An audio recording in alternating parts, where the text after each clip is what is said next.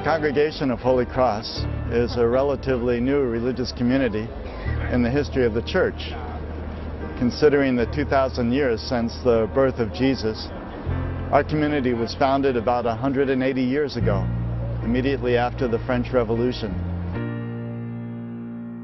In the words of Charles Dickens, it was the best of times, it was the worst of times.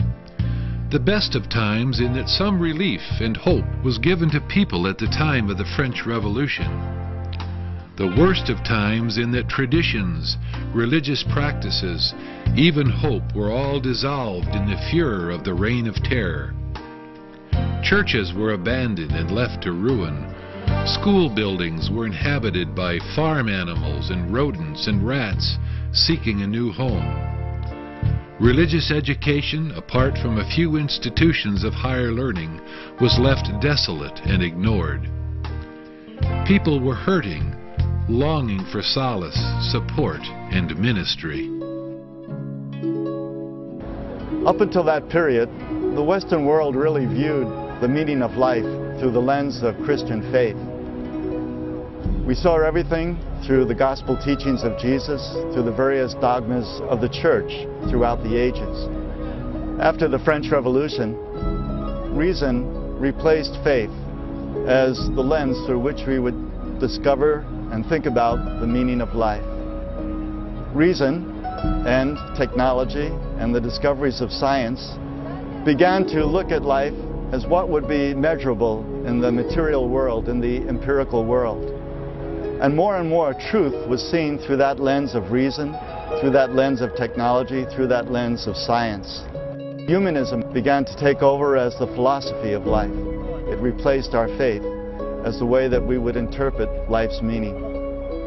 But a few did care and struggled to correct this great loss. Groups of teachers, medical assistants, leaders, and organizers began to unite for the strength and hope found in their association. Some schools were opened, some churches restored, and care was given to the sick and helpless. Among these leaders and teachers were two French priests, Father Jacques Dujarier and Father Basil Moreau, both of whom had separately formed groups of young men and women to be trained and then teach in the schools, and young men to be ordained priests and assist in the priestless parishes of France. When Father Moreau founded the Congregation of Holy Cross, he chose the motto, "The Cross, Our Only Hope," as the focus of our spirituality.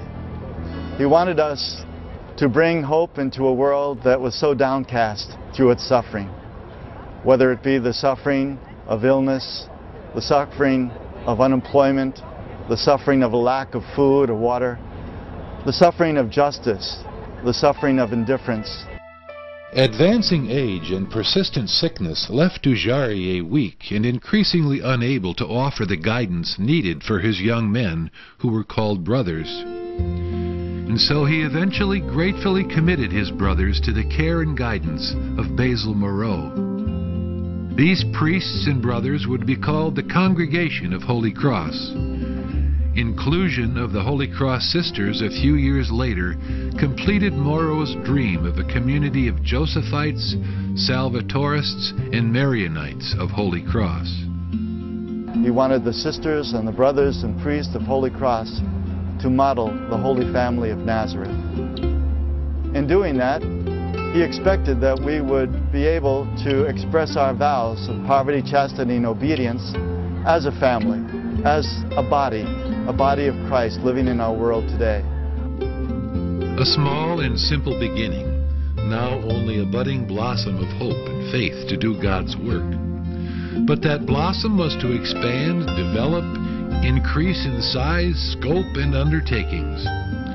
There would soon come opportunities to work in schools and parishes and hospitals, not only in France itself, but in Africa, in the United States, in Canada, Asia, and Latin America. Such an enthusiastic call to ministry has turned simple chapels into great churches and simple village schools into great colleges and universities.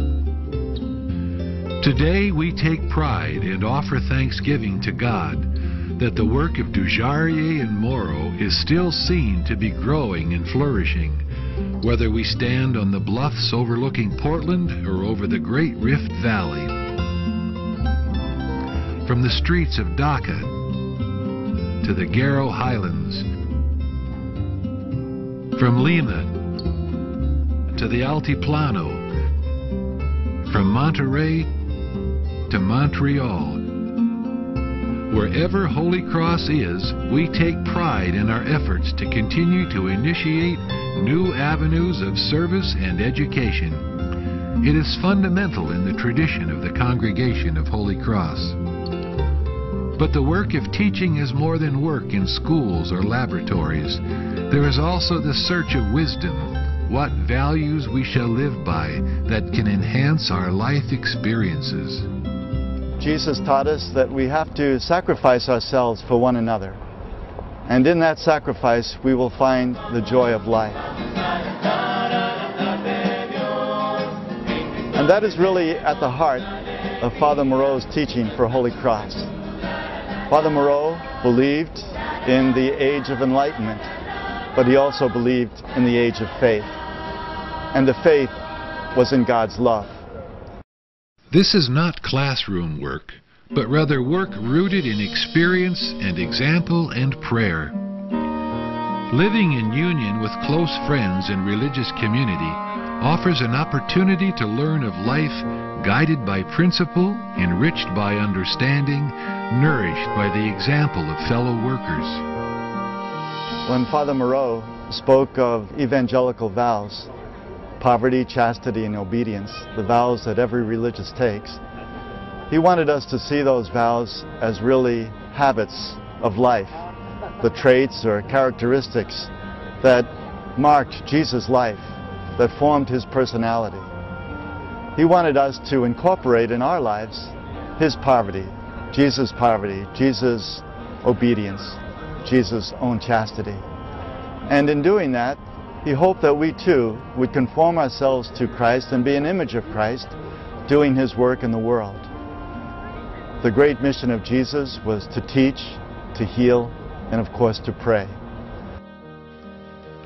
Here is the gentle place of our daily renewal, for finding forgiveness for occasional slips or mistakes, for discovering the welcome offered to us based on our union with each other, and not simply on success or reward for our efforts.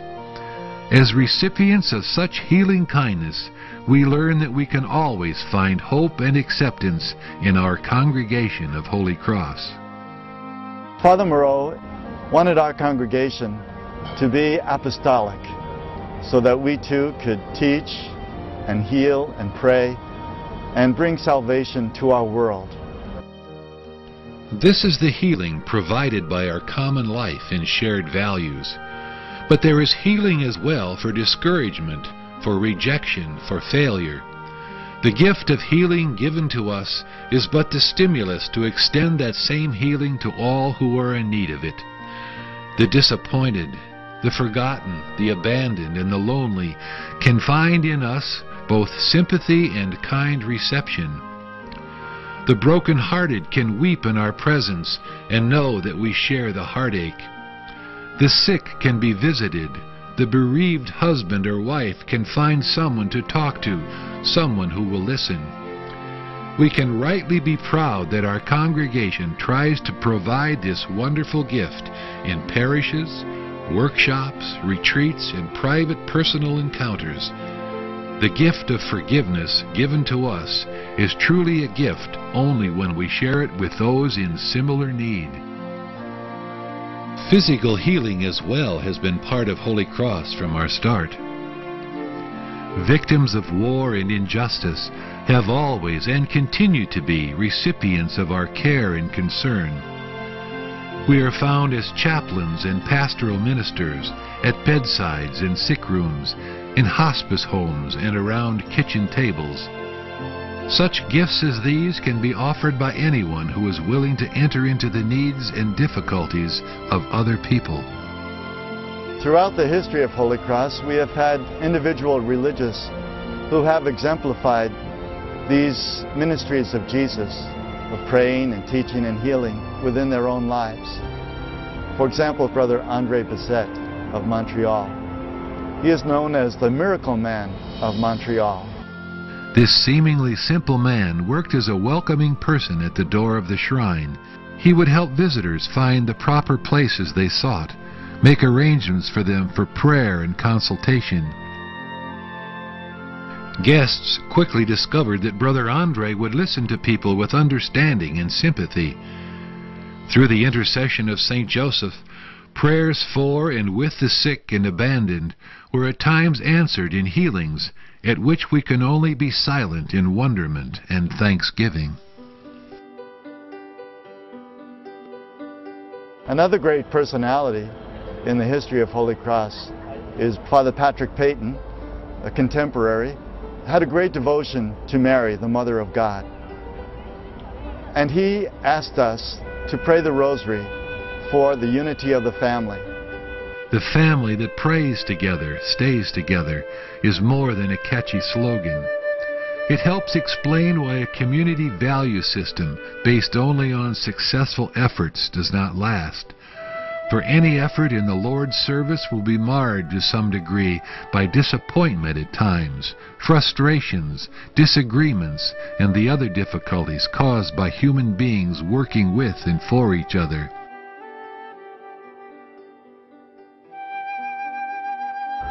Jesus emptied himself in order to serve us. We too in Holy Cross wish to empty ourselves so that we can serve others. The charism, the mystique, and the achievements of Holy Cross are personified by the account of Father Moreau as a model for teaching, Brother Andre as a model for healing, and Father Peyton as a model for prayer. But nothing that any of these men accomplished would have been achieved if it had not been for their trust in the Lord's providence and guidance, and their realization of the need for support and help from the community to which they belonged. Through this community effort at prayer before the Lord, the signs of a dedicated and apostolic group would become manifest.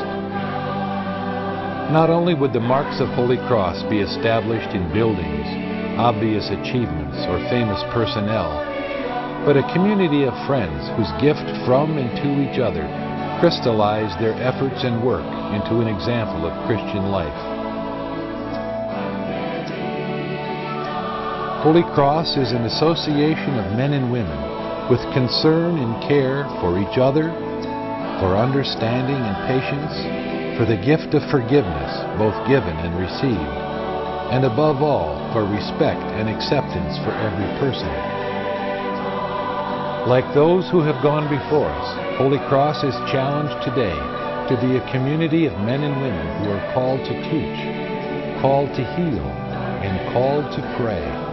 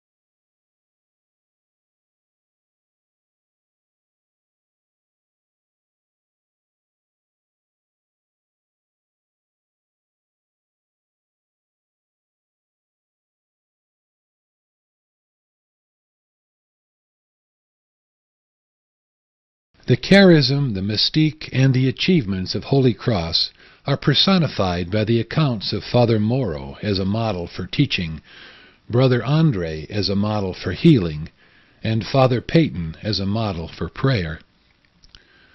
But nothing that any of these men accomplished would have been achieved if it had not been for their trust in the Lord's providence and guidance, and their realization of the need for support and help from the community to which they belong.